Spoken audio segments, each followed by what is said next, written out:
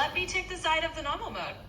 I think normal mode can be better because it's more structured and you have a clear end goal. It's like you can feel that sense of accomplishment when you actually finish it, and it's not endless. So what do you think?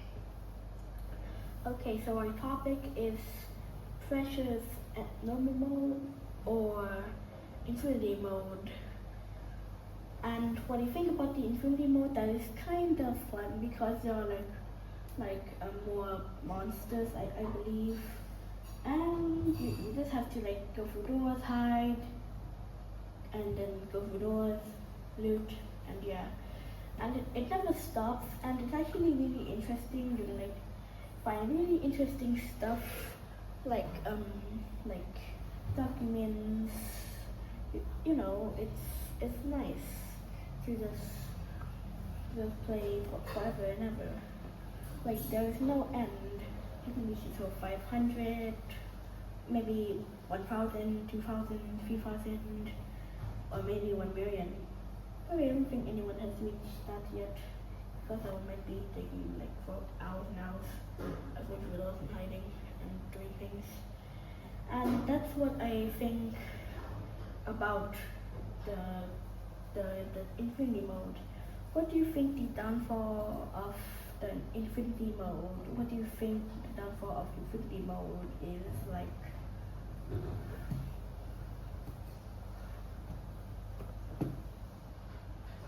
That's a great point. Infinity mode definitely has that endless excitement and the thrill of pushing in further and further.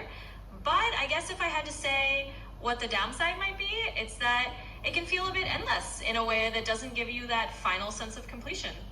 Some people might find that a bit tiring or repetitive because there's no real finish line. So it's really a trade-off between endless exploration and having a clear goal. Well, what do you think the downfall of the normal mode is that there are encounters because you have to beat all 3 in one run, and those are kind of hard. The firewall, you just run away from the firewall while doing parkour. The abomination, you just swim away with the glider, and at the end you have 1 HP left, but at least there's a 3 med hit, and also the same with the firewall.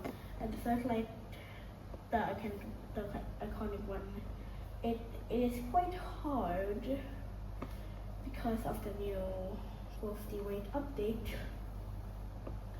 But it's pretty hard because you have to encounter the searchlight 2 times or 3, the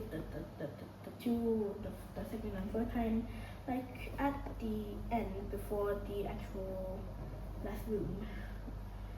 And the bridge, oh my god, lights out. You cannot see monster. You don't know if come. Yeah, it's pretty hard. But at least you can actually yeah, it's pretty chill. But you need to be excellent at the game, also you must avoid monsters like Pandemonium, Angular, Pinky, and stuff,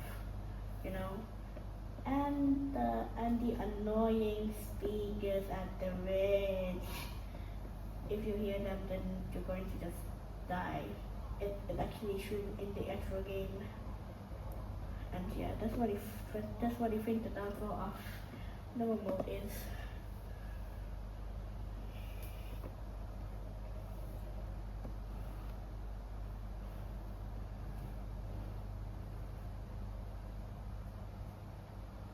Yeah, I totally get that. So the downside of normal mode can definitely be that it has these really tough encounters that you have to clear all in one go. And especially when you have those tricky parts near the end, it can be really hard if you're not super skilled. So I see what you mean.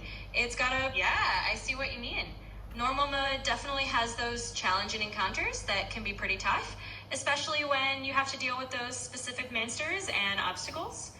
It does mean you need to be really skilled or at least very prepared for those intense moments.